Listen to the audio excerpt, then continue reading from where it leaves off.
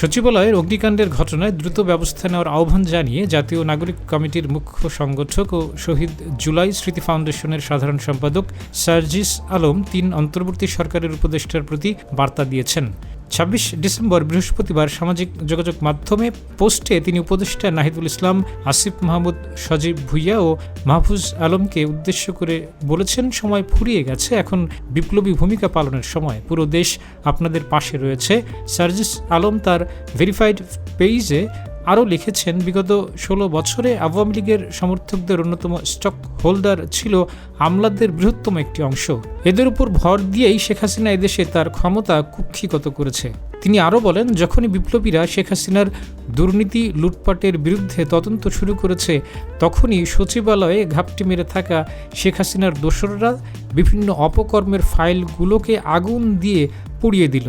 রাষ্ট্র সংস্কার করতে গেলে সবার আগে আমলাতন্ত্র ও প্রশাসনে যেসব তোষামতকারী রয়েছে তাদের উপড়ে ফেলতে হবে বলেও মনে করেন সার্জিস। তিনি আরও বলেন, সাবধান, সময় কিন্তু আর নেই। সচিবালয়ে অগ্নিকাণ্ডের ঘটনা নিয়ে সাংবাদিক ইলিয়াস হোসেনের সঙ্গে ভিডিও আলাপচারিতায় অবসরপ্রাপ্ত ব্রিগেডিয়ার জেনারেল হাসান নাসির জানিয়েছেন, সচিবালয়ের সম্পূর্ণ বিষয়টি সন্দেহজনক। এই ঘটনাকে তিনি পরিকল্পিত ঘটনা বলে উল্লেখ করেছেন এবং যে সমস্ত ফ্লোরে এই আগুনটা ঘটেছে তাতেও নিশ্চিত হওয়া যায় যে এটা পরিকল্পিতভাবে অগ্নিকাণ্ডটা ঘটানো হয়েছে এবং কিছু নির্দিষ্ট ডকুমেন্টস বা প্রমাণাদি নষ্ট করার প্রচেষ্টা। সচিবালয়ে গভীর রাতে অগ্নিকাণ্ডের কারণ অনুসন্ধানে আগের 7 সদস্যের তদন্ত কমিটি বাতিল করে নতুন কমিটি গঠন করেছে সরকার। স্বরাষ্ট্র মন্ত্রণালয়ের সিনিয়র সচিবকে আহ্বায়ক ও ফায়ার সার্ভিস ও সিভিল ডিফেন্স অধিদপ্তরের মহাপরিচালককে সদস্য সচিব করে একটি কমিটি গঠন করা হয়েছে। বৃহস্পতিবার রাতে 8 সদস্যের এই কমিটি গঠনের তথ্য এক অফিস আদেশে জানিয়েছে মন্ত্রিপরিষদ বিভাগ। 30 ডিসেম্বরের মধ্যে প্রাথমিক প্রতিবেদন এবং পরবর্তী 10 কার্যদিবসের মধ্যে পূর্ণাঙ্গ প্রতিবেদন দিতে হবে কমিটিকে।